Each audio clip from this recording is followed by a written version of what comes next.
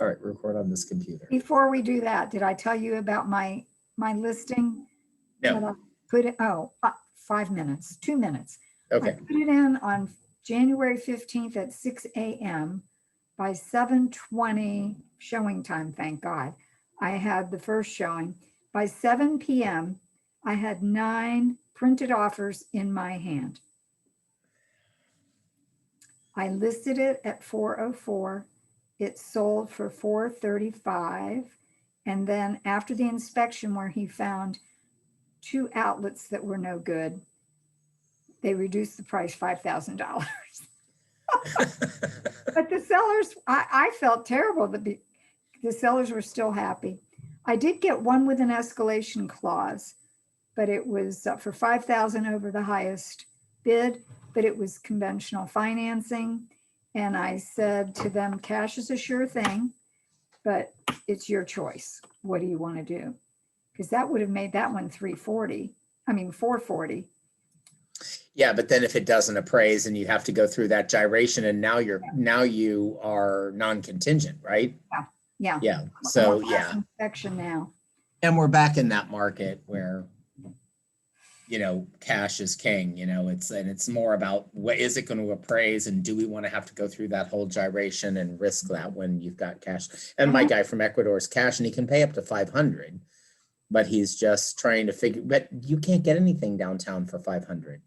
Like you're settling on a place with no washer and dryer. Yeah, it has parking, but no washer and dryer. Okay. Oh, I already hit record. So Fernando, you got that benefit of knowing the rest of the real estate story, not the whole thing. All right. So did you have an opportunity to listen to my longer meditation that I sent you? Oh, I guess no, but I meditated for 20 minutes every day. Oh, good. Instead of 10. Good. I will listen to it today. Okay, no, that's fine. It's actually either way. It's just that's a kind of a like training wheels to have the guided meditation and the tone. It wasn't so much talk. It was just the bell ringing to say, "Oh, how's the thinking going?"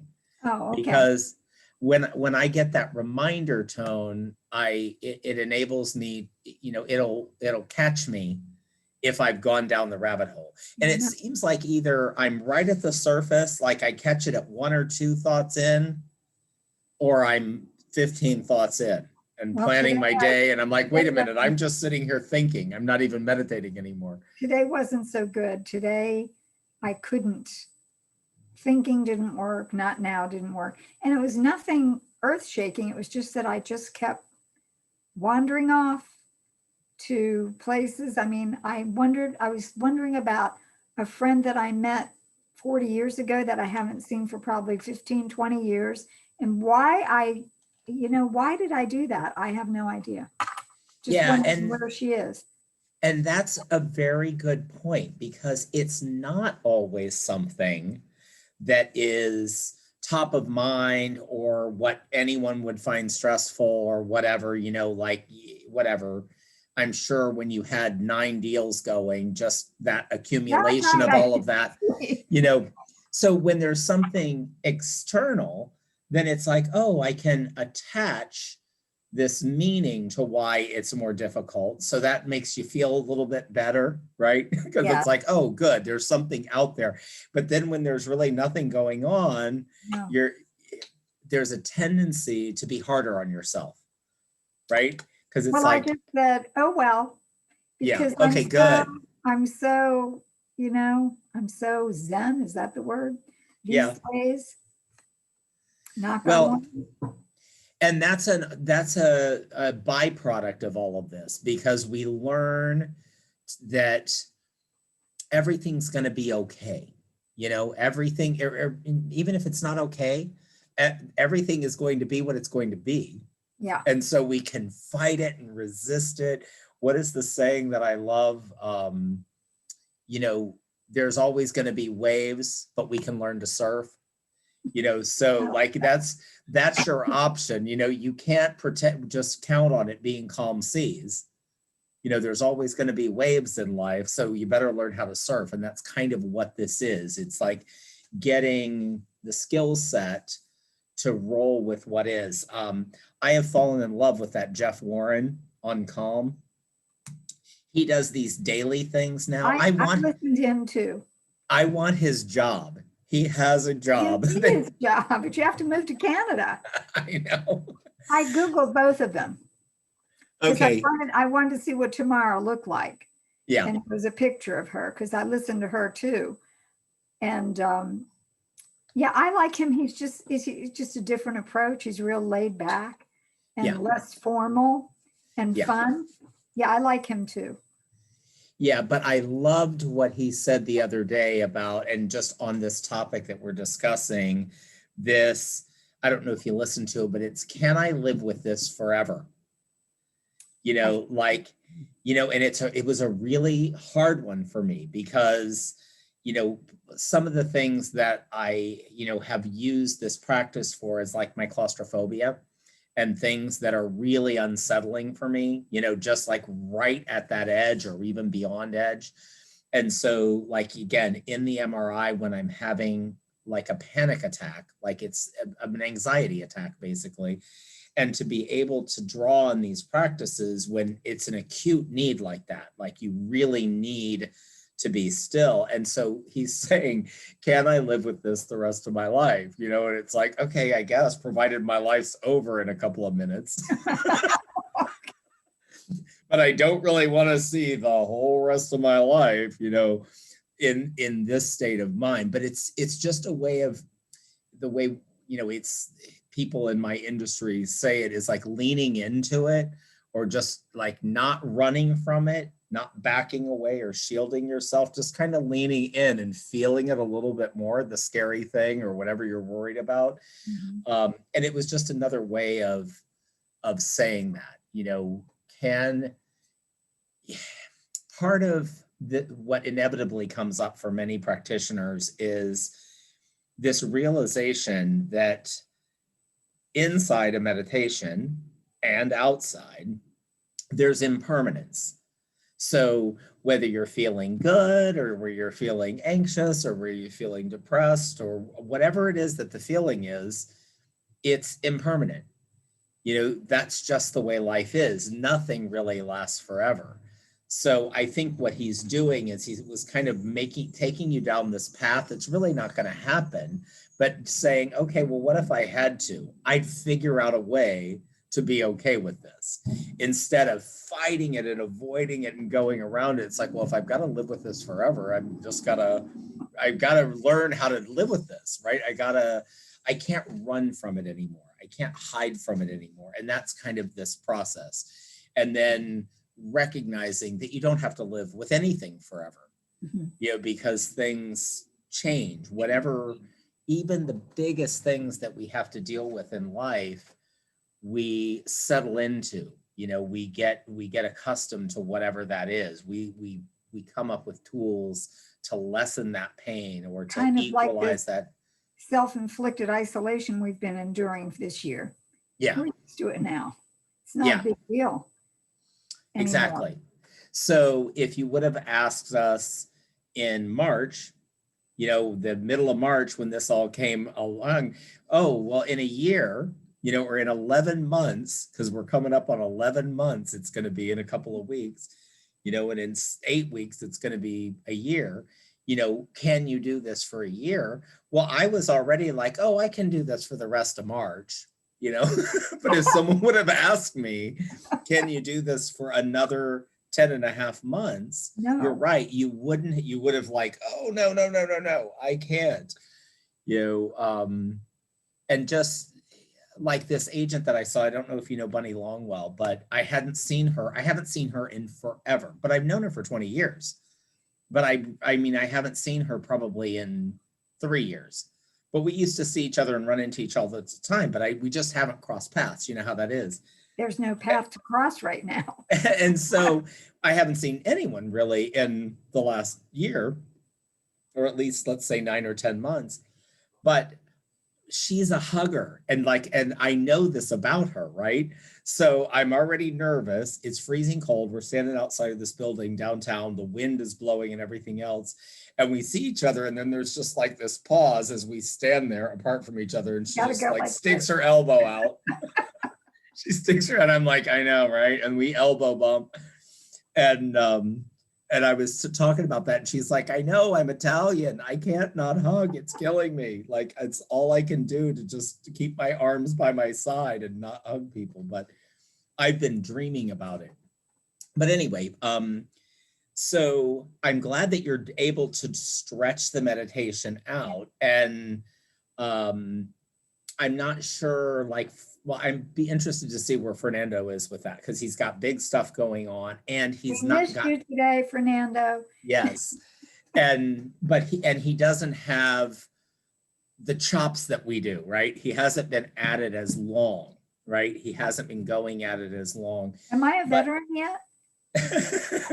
well, we were talking about this in our yogi talks. We renamed it that Monday night meeting that we have. It's graduates of the 500-hour program that all reconvene and talk about where we are. And we were talking about even the people that have been at the studio teaching for a decade, or have been meditating and practicing, real yoga for more than 10 years. It wasn't until I got well into my 500-hour section. So you do 200, then you sign up for the next 300. Well, I knocked that 200 off, and I did it fast, and I did it quicker than anyone else, right? And then it wasn't until I'm about 100 hours into that next 300 hours that it dawned on me. I had this aha moment. I'm like, wait, I don't think this is something that you hurry up and get done. Like, you know what I mean? It's something that happens to you over time. You can't do it quicker. You can't double up. Let me just meditate twice a day and I'll catch up, because it has to settle in and kind of grow on you. And there's these moments where you like aha moments. And so we were talking about beginner's mind, and I'll go ahead and tell this anecdote. I told it what is it, a parable? I told it to my yoga class this morning. So there's a professor at a university, and he's taking all these advanced courses in Zen and meditation and all of these different things, and he's learning about it. So he travels over to Tibet, let's say, to visit this Zen master. And he sits down with the Zen master, and he's so excited to learn from this guy, because this, it's a 100-year-old man who's been practicing since he was 12. And so he sits down, and the guy starts telling him all of his credentials. I took this class and this class, the professor's going on and on. And the Zen master is like, is it okay if I make you some tea? And he said, oh, great, that'd be wonderful. So he makes him some tea, and he's talking and talking and telling about everything that he's learned and what he knows, and going on and on and on. So he starts to pour the tea. The Zen master starts to pour the tea, and he just keeps pouring the tea and pouring the tea. And it starts just overspilling the cup. And the guy's noticing, and he keeps talking. And then finally he's like, stop, you're overfilling my cup. He's like, stop. And the Zen master pulls back and says, when your cup is full, it can't hold anymore. And I think your cup might be full. Meaning, like, he's so full of it, right? He thinks he knows everything, that there's no room for anything else. So in my asana class, in my physical practice today, I was asking the class to maybe pour out something in their cup and not be expecting things, and be a little bit more open to what might come up, instead of, I know what this is going to feel like, and I know this and I know that. So you get to make an observation and really be in the moment. One of these foundational principles is beginner's mind, and it's coming into things brand new. And there's things that you learn early on in a meditation practice, and really any practice. And then once you kind of figure out the way things are going to work, then you get locked into that expectation, and that fills your cup. Now your cup is full. You only have the 7 different options of what can happen during your meditation, and you turn off anything else that might come at you because it's not one of those 7, right? It's not the busy mind. It's not the falling asleep. It's not the, whatever those things are that you've already figured it out. And so I had this aha moment a week ago in that class because I realized part of my inability to access my beginner's mind was I'm constantly overanalyzing it. In other words, I'm like in your situation, you said there was nothing, it was just more difficult to focus your mind.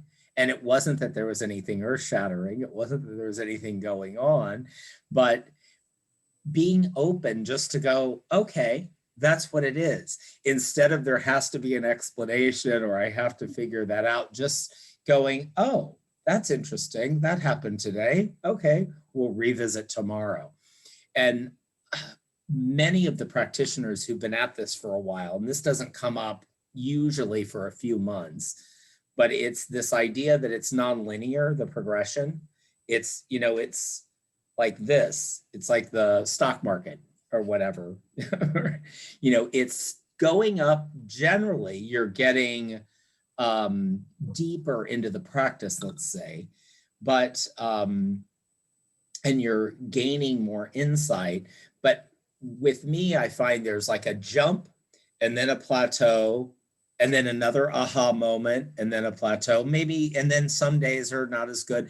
But I'm less, if I were to have drawn this when I started 3 years ago, I would have been like drawing it like this. And now I look at it as the plateau, because if I have one off day that I either can and can't explain, I know that I'm still moving in that direction. Mm-hmm. Even though that one day, maybe I can't explain it or whatever, we just know that it's the repetition of the practice that's where those gold nuggets are, where oh, well.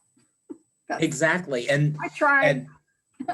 And that's that self-compassion piece that my brain works in a very, like, there's a belief somewhere in there that if I'm not hard enough on myself, that I'm not going to get better, that I have to be hard on myself. Like there's some kind of, I have to be whipped a little bit harder or I'm not going to be motivated. It's instead of just saying, oh, well, then I'm gonna fall apart if I'm not hard on myself, which is just another story I'm telling myself. It's not at all the truth.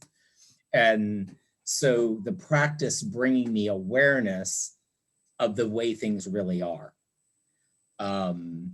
And it's funny, this has come up several times, but there's a quote from Yoda, from Star Wars, a little furry, and now they have the baby Yoda that everyone's got. Yeah. But the quote is something like, there is do and not do. There is no try. So it's like there's either doing or not doing, but there's no trying. So you have a choice. You're either going to do it or you're not going to do it, but you're not going to try. You're going to do it and you're going to have whatever success you have, or you're not going to do it. But trying isn't an option.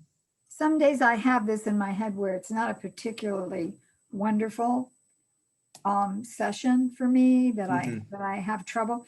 And I have this thought to myself, and it worries me because I say to myself, that's okay. It'll be here when I really need it. And what does that mean? Yeah. In our session, the gal that was leading it mentioned a Maya Angelou quote, and I'll get it wrong, but let me see. It's something like, we do our best until we know better. And then we do our best. In other words, like it's another way of being self-compassion, self-compassionate. You're really just doing the best that you can, and then you know better. But you didn't know better, so you can't do better. So it's again a way of allowing yourself, and it's similar in that, I think for me, and it's so funny how words, when you're talking about this conceptual stuff, they always suggest to us in our training that we try using different words and saying things a different way, because, you know, some people's brains, just that difference, just that nuance in the word is going to change it. But for me, it looks like I'm just moving in the right direction. So it's like when you're sailing a ship across the Atlantic Ocean, you don't set everything up and then go downstairs and go to dinner and have a party. You know, you don't set it to the North Star, whatever, all your gauges, and then just take the rest of the week off and then end up at your destination. It's constant little changes along the way. And that would be ridiculous, right? You know, sailing a ship, no one would think just jump in, push the button and go downstairs and just let the boat arrive in London. You know, it's like, it doesn't work that way. There's constant course corrections, and that's how this is, because our brain wants to do what it's always been doing. You know, it's wanting to glom on to these old habits and these old ways of thinking, or like my brain, part of my brain tends to be this hyper analytical. So I can't see things anew because I'm hyper focused on what was going on in my meditation. I want to compare it to some goal out here and, you know, my progress along the way, instead of just, now I'm not in the moment. I've totally lost the moment now because I'm back there and up here, and, you know, comparing this day doesn't feel as successful as what I've been doing for the last month, but just being in that moment, saying, okay, this is an observation. What did you say? Tell me yours again. I'll do better, or what was it? Oh, me, what I Yeah, said, yeah. that it'll be here when I need it. Okay, it'll be here when I need it. Yeah. So, and that's just it. So, I hope. well, and that's just it. But again, that's even a little bit of projecting into the future. Mhm. So just like, and but I guess it's also, I guess maybe another thing would be, right now, I don't need it. So why do I need to draw on it? Because I don't really need it. I'm just practicing. This is just practice. Well, And maybe Chris used to always say that, our yogi, he was like, it's going to be messy and it's not going to be right and it's not going to be perfect and it's going to feel weird, but just do it. Just sit in that weird kind of awkward place, you know, like riding the bike, you know, but this is a journey that never ends. And I think, you know, as I talk to some of my fellow yogis at the studio, these 500-hour graduates who, again, who've been at it for a long time and this larger practice, they're still having aha moments. 10, 20 years into it, they're still going, oh yeah, I never thought of it like that. So that's the beauty of it, particularly, you know, when we want to be around for a little while. Like, you know, we want to, you know, it's like, I can tell I'm so much more at ease now, moving through the world with more ease, that gosh, it can get better than this. It can even get better. I can even be less reactive than this. Not that I'm perfect and I still don't blow up and I, you know, freak out. Destiny has COVID. Forgot to mention that. My daughter, she works at the nursing home. Oh, But again, it's not, it just is what it is, right? very sick. She's pretty sick. She's not got shortness of breath, but I'm just like, okay, I'm going to text her twice a day. I'm going to check in with her and see how she's doing. I really can't be around her. Now her sister has to stay home from work and school because she's been exposed. So she got tested yesterday, and that whole, you know, when do you get tested? How long do you wait? Like, you just get exposed to someone. You don't run to the clinic. You know, you find out that someone you had lunch with is positive, but you don't run to the clinic that day. You got to wait, right? Because when does it show up, and all that, you know, all of that confusion. But they never see each other, even though they live in the same house, because they have different shifts. Well, now they're in the same house together because they have to be. They're quarantining. So it's like, and then I'm like, oh, well, she can come over here. And I'm like, no, not really. Like, not if she's potentially exposed. Now I'm just, so again, just allowing that to be what it is in that process, and just knowing what I know. She's healthy, she's young, she doesn't have anything else going on. And this is going to be what it's going to be. All I can do is reach out to her and check in with her and tell her I love her and all of that. So Drop off some chicken soup. yeah. Yeah. Well, yeah, outside, I Yeah. guess. I'd See, go but get the matzo ball soup at the place yeah, down the corner here. Yeah. That's a great idea. I think I'll do that because she'll eat anything. Justin's the picky eater. it'll But work. anyway, It works. yeah. It's proven. Yes. I know. I know. And the guy told us when we went there, he's like, oh yeah, people come from all over the place. It's like, who told you? Where did you You go hear to this? Joel's? Is that where Yeah. you went? Yes. We're going Friday on our way back from getting our shots. And it's in such a funny place. You would Oh, never find that place because it's like back in that industrial area in the weirdest spot back behind Lowe's. Anyway, yeah.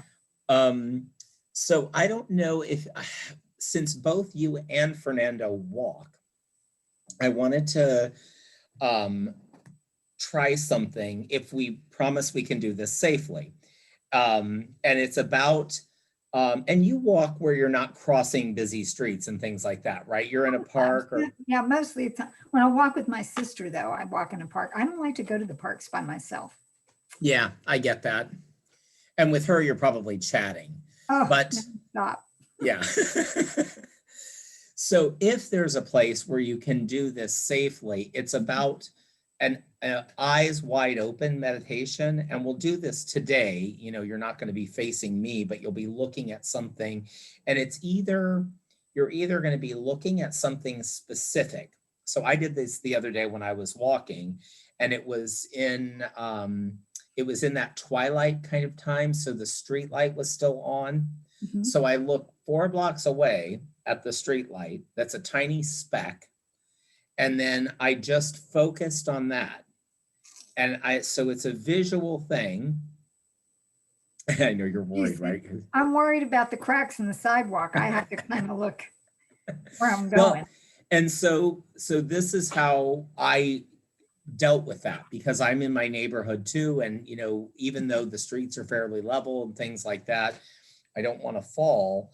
But there's also the crossing of the streets because, you know, every block there's a street. But I would just take that moment and then I'd go back. So it's a way of just, and it can also just be your field of view.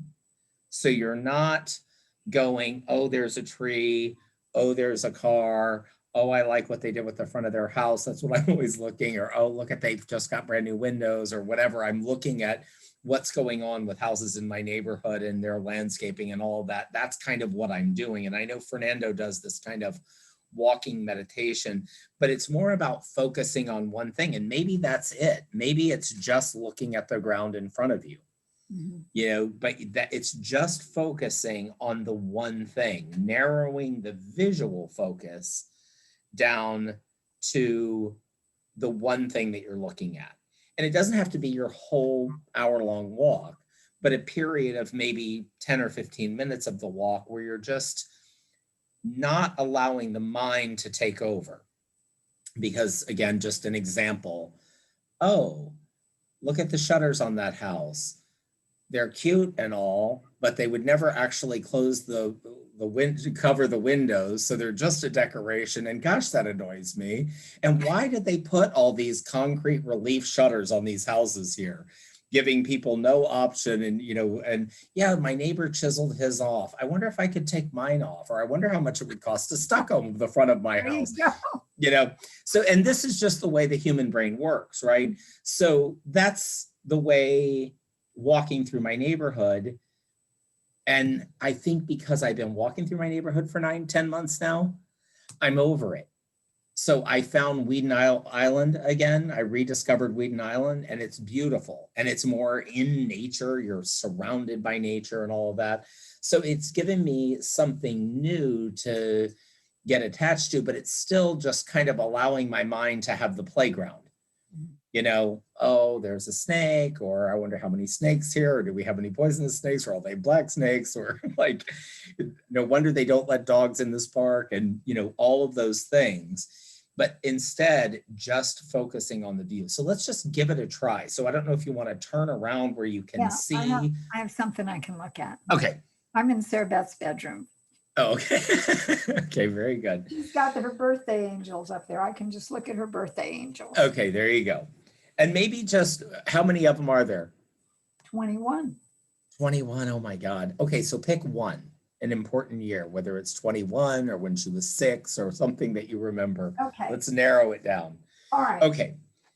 So again, the same comfortable position that we're seated in, hands on our lap, feet flat on the floor. And again, instead of closing our eyes, this is a visual meditation, not like the candle flame, but we're allowing ourselves anything in our field of view. And like I said, this can be done while you're walking, as long as you promise to be careful. But we're just letting go of all of the other thoughts or the associations or the stories about that particular angel. We're just noting it, noting that picture, that angel.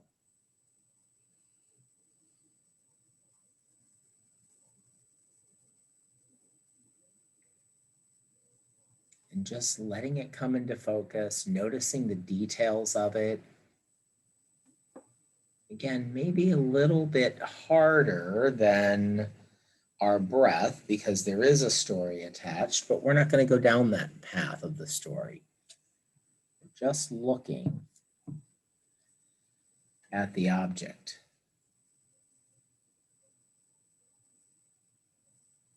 Just like with all of our meditation, when we notice the thought comes up, something to take us back.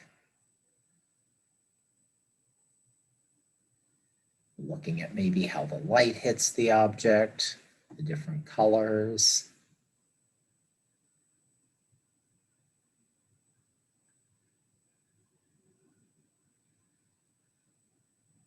Turning down that volume of the chatter.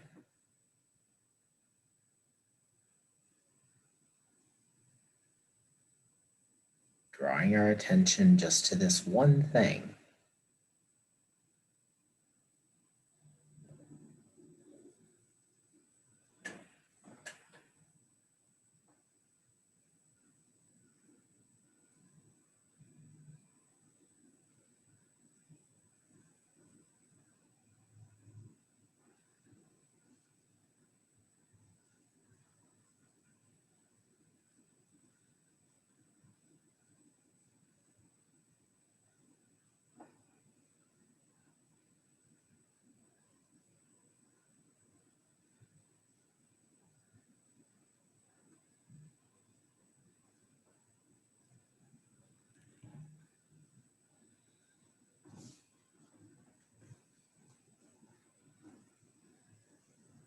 This is a process of noting and coming back, even if we can only make it a couple of seconds.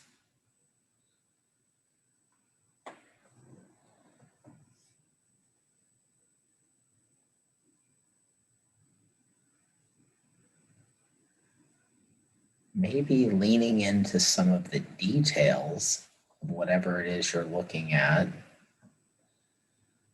Maybe something about it you've never noticed before. The shapes, the lines, the colors.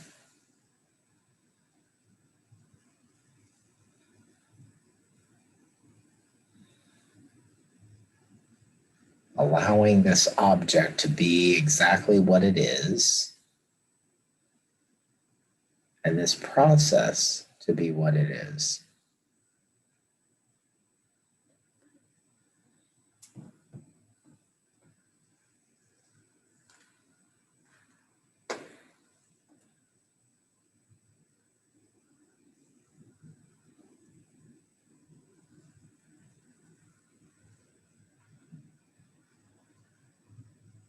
This holding of our attention on one thing is a balancing act.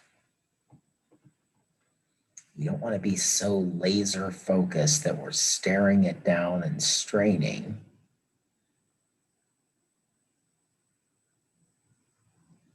Just watching, just looking.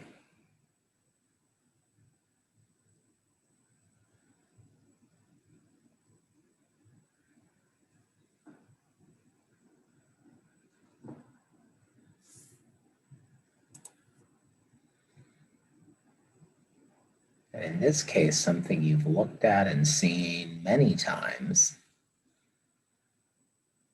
This is our chance for beginner's mind, seeing it anew, seeing it for the first time.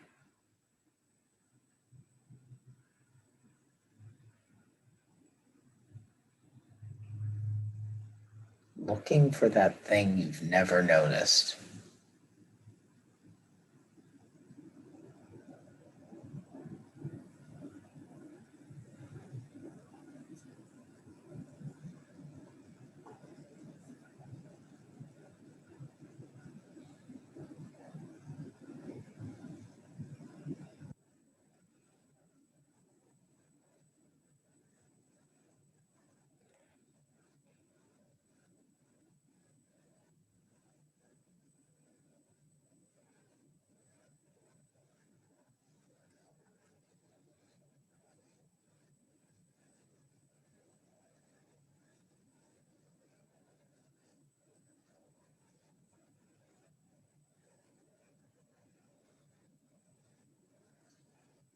So still keeping your gaze on the object, just relax that focus completely.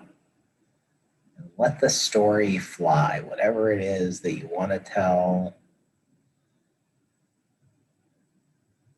the memory of the item, the thoughts about it, just relax and let that be. And see that contrast. And then go ahead and let's close our eyes just for a second. And then just take a deep inhale in and long exhale out.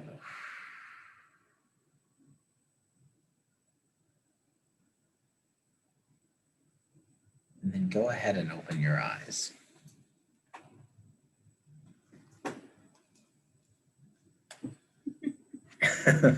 Was that a hard one? Yep.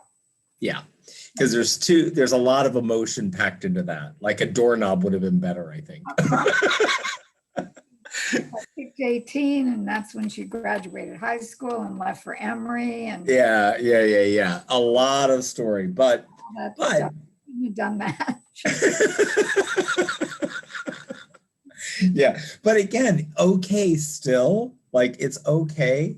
And, okay to have that experience or whatever, because that's kind of cool that you had an opportunity to spend a few minutes thinking about that. Not exactly our goal, but okay, but, recognizing, and I kind of knew that going in because you were a little bit overly excited about knowing you had something to look at. And it's like, if it's a doorknob or a shoehorn or whatever, it's probably not going to be, or a street light in my case, it's hard to get excited or attached to. So maybe if we practice this a couple of times, Their engagement picture. I mean, this whole room is her. That's why I like to be in here. That's so awesome. Yeah. Yeah, so again, moving forward, that was probably past edge because you can't come back from that. You can't come back from that. That one. Yes. Again, something a little bit, but that's okay because again, this is the process. We're nice. Fact finding and gathering, so you can re-listen to my guided thing or do it on your own. Because I'll just do a recording of this, and I think I'll timestamp when this started, so you'll know where to go in the video feed, and then give that a try a couple of times. But I love that you're doing the extended meditation. Are you doing any journaling along with it? No, I'm so bad about that. I just don't. And I think even if it's like what I've been doing is, if something comes up that's relevant, then I'll go to write it down. But it's not like a have to or should or supposed to or whatever, but I like to have it with me.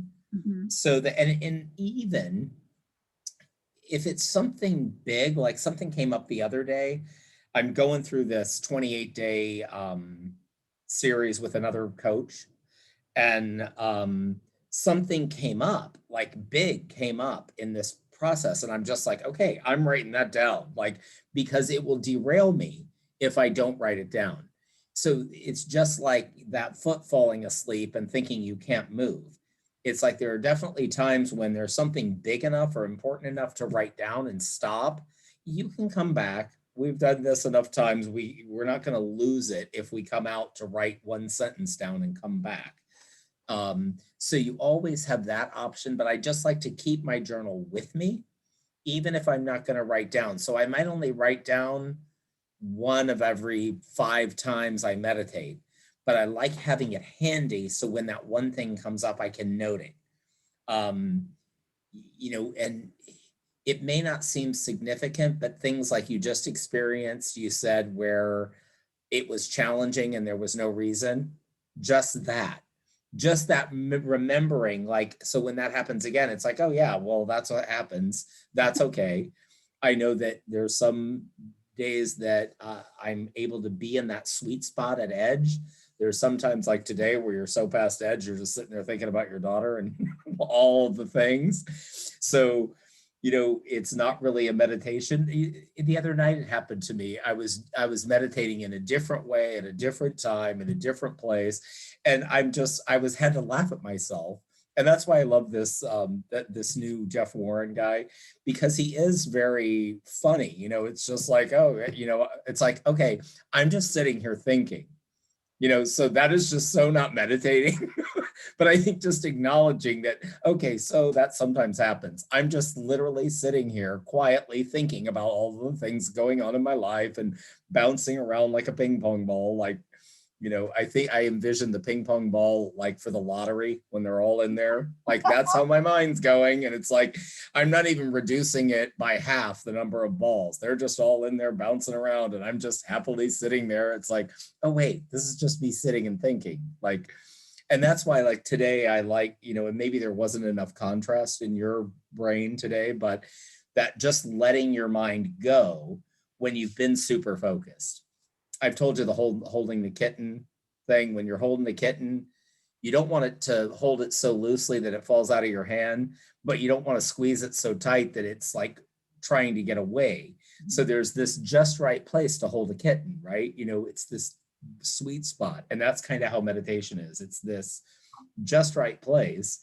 And we got to find that. So what I've been experiencing lately is really not so much going to a place, getting to a place, but that the time goes by so quickly when I'm just concentrating on the breath that I can't believe that it's been that amount of time when I open my eyes.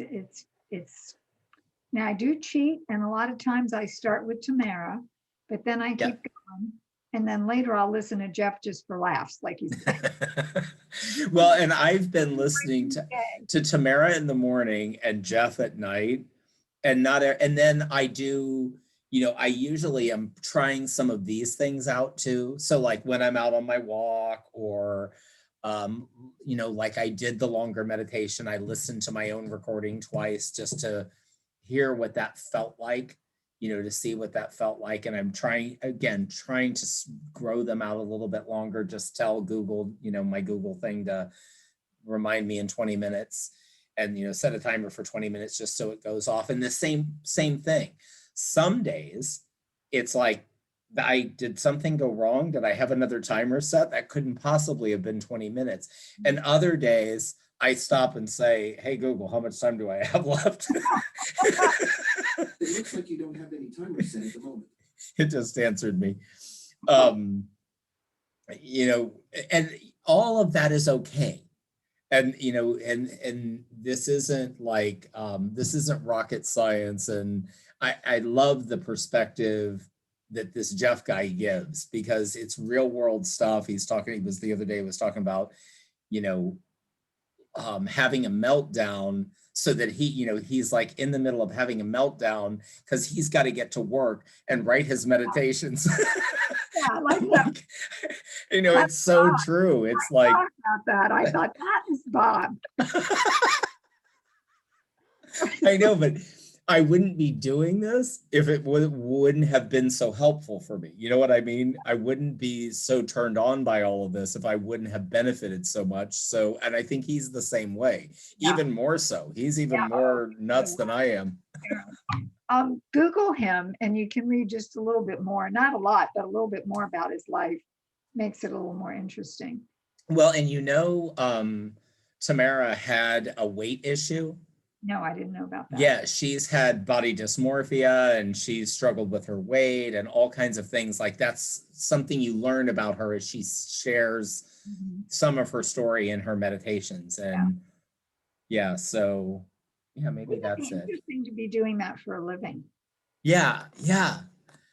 It's funny because then it becomes a job, right? So now you're doing that as a job, just like him being all stressed out and he's got to feed the kid and I've got to get to work to write my meditation. I have a thing, I have a meditation due. And so I'm going anyway. And it is funny because, the way my classes roll and wanting to bring, not just in this format, but also in my asana classes, some variety and some, wanting it to be worthwhile and all of that. And in this space, there's an understanding, right, that it's meditation. In an asana class, people are like, oh, stop talking about that stuff. I don't want to hear, I want to do exercise. I want to tone my abs. I don't want to hear about. Oh, they're not there for the right reason. Well, and that's kind of the tricky part. And it was interesting in the Monday night group, people were talking about all their reasons that they came into yoga. And someone's like, I wanted to learn how to do handstands and laugh and, do a headstand and, and then like, there's very real things like Lihia, the one who teaches the classes now, she facilitates that meeting. She was all about it being an exercise and fitness class. And then she's gotten more than I think anyone. She has post-traumatic stress disorder. So she's like gone through some life events that she's been able to apply the practice to and things like that. She's a social worker, which is a really tough job, right? Because she's got literally life and death and horrible family situations and things that she sees. And she's been able to apply the bigger yoga picture to what's going on. And all of this is applicable to everything in life, and that's kind of the idea. It's not so much like we're getting good at meditation or yoga in a broader sense. We're getting better at life and floating through the world by this practice. The only thing that I've been concerned about, and I don't know if concerned is the right word, I feel like I haven't had what I call a breakthrough since we met in person. One time and specifically when we were talking about my mom. Yeah. And I could really hear her voice and it was so real. And I haven't had anything as deep as that since then. But the other thing is, I just feel like, am I really too laid back about all this? I mean, Ed and I are home and we're okay. And I'm not all stressed out about COVID. I'm doing what I need to do. I'm careful. I wear a mask. I'm getting the shots. I think we'll be all right. And then I'm thinking, but so many people are suffering through this. Yeah. Is it okay that I'm not? I feel almost survivor's guilt or whatever you want to call it. It's just strange. So a couple of things on that.